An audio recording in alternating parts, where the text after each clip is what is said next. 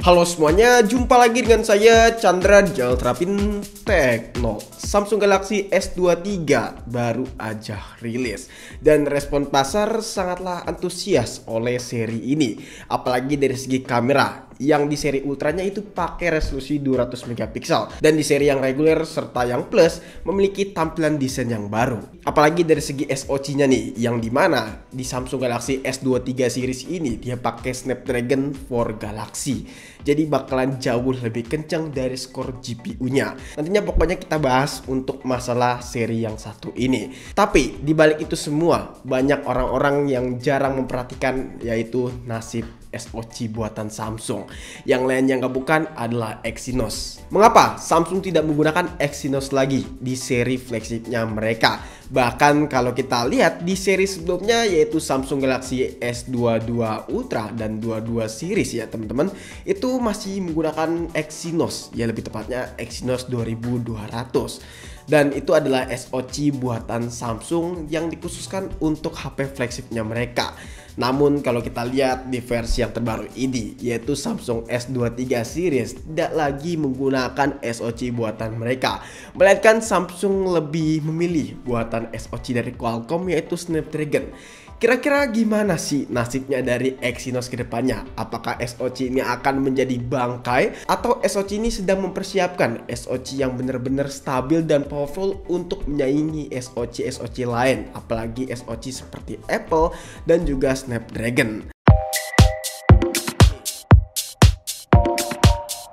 Sebelum kita masuk ke lebih dalam, kita kenalan sedikit dengan Exynos. Exynos sendiri sebenarnya dulu itu bernama Hummingbird, namun diganti nama menjadi Exynos sejak tahun 2011. Dan sampai saat ini, nama Exynos selalu dipakai untuk SoC-nya Samsung. Sebagian besar, Exynos didasari pada inti ARM Cortex dengan pengecualian beberapa SoC kelas atas yang menampilkan desain inti M milik Samsung. Dan yang unik antara Samsung dan Exynos memiliki perbedaan divisi.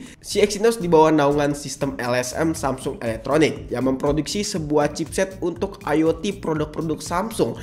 Dan produknya itu seperti TV, AC, kulkas, dan lain-lain. Sementara untuk penjualan smartphone-nya di bawah naungan Samsung Mobile Experience alias Samsung MX. Dengan kata lain, ini sudah berbeda divisi. Otomatis kemungkinan besar ada kecenderungan bahwa MX alias Samsung Mobile Experience tidak puas dengan kinerja dari Exynos yang di bawah naungan LSM. Padahal kalau dipikir-pikir bisa saja Samsung menggunakan SoC buatan mereka yaitu Exynos.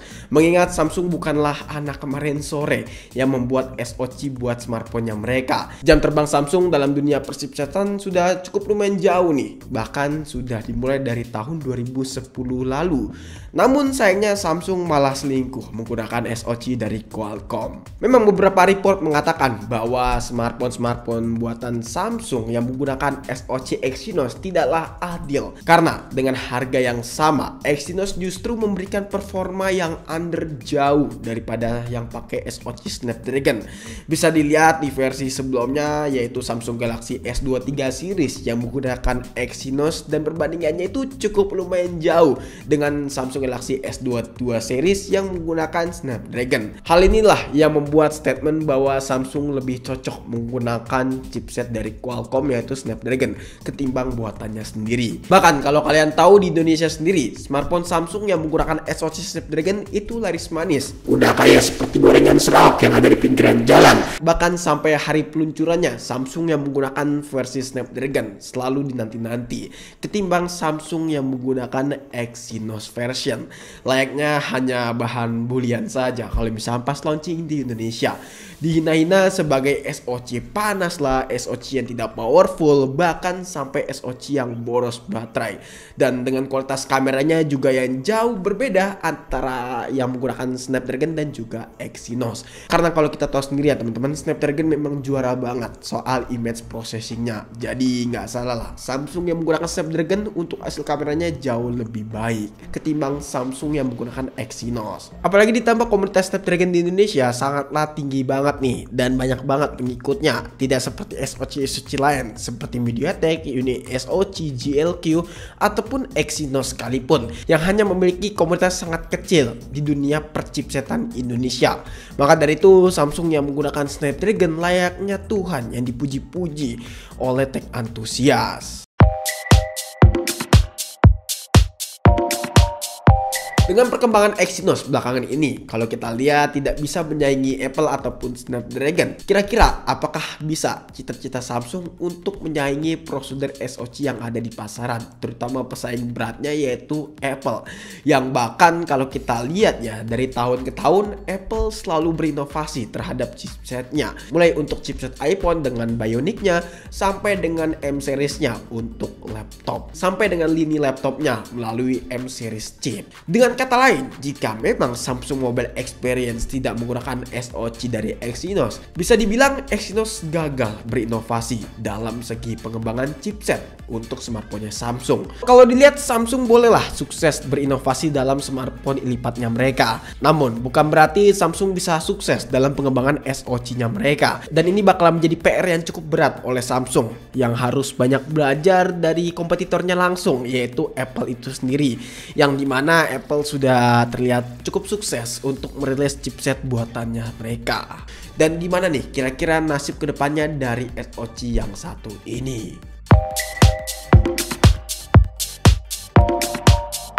Beberapa belakangan ini memang Samsung telah berkolaborasi dengan AMD untuk membantu mengembangkan SoC terbarunya mereka. Dan salah satu proyek yang sukses yaitu Exynos 2200 yang digunakan pada smartphone Samsung Galaxy S22 series.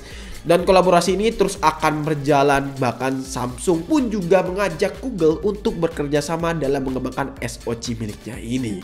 Jadi memang sudah tidak bisa dipungkiri lagi bahwa Samsung memang benar-benar serius dalam mengembangkan SoC baru mereka. Namun kita belum tahu pasti kapan Samsung akan menggunakan SoC ciptaannya mereka lagi. Soalnya leakers yang beredar, Samsung Galaxy S24 pun masih akan tetap menggunakan chipset buatan Qualcomm yaitu Snapdragon. Dan kemungkinan besar ya Samsung akan menggunakan SoC-nya kembali di seri Samsung Galaxy S25 mendatang sampai benar-benar optimal untuk digunakan. Nah, jika Samsung sudah serius seperti ini, gue bisa mengambil kesimpulan kemungkinan besar nama Exynos tidak akan digunakan lagi nih, dan akan diganti alias di rebranding oleh Samsung menjadi nama yang jauh lebih baru. Karena kalau kita lihat pasar brand image-nya Exynos sudah cukup jelek nih di pasaran, apalagi di masyarakat Indonesia yang notabene sudah cukup kecewa dengan kinerja yang diberikan dari SoC yang satu ini. Jadi memang sangatlah panjang nih perjuangan Samsung untuk menyaingi kompetitor-kompetitornya. Yang paling utama adalah Apple. Bahkan Samsung pun memang tidak ingin kalah dengan kompetitor lain. Dan Samsung terus berusaha untuk mengembangkan sistem on-chip milik mereka. So, sekarang kita tinggal tunggu aja nama baru untuk SoC milik Samsung ini. Kira-kira namanya apa ya? Coba misalkan kalian tahu, tulis di kolom komentar aja. Mungkin cukup sekian aja video kali ini. Kalau misalnya kalian punya pendapat ataupun punya pertanyaan lainnya seputar HP Samsung ataupun Exynos, bisa tulis di kolom komentar aja. Dan kalau misalnya kalian pengen nanya secara privat, bisa aja langsung DM ke Instagram kita di @redmitechno. Dan Chandra pamit, sampai jumpa di video selanjutnya. Until next time, goodbye.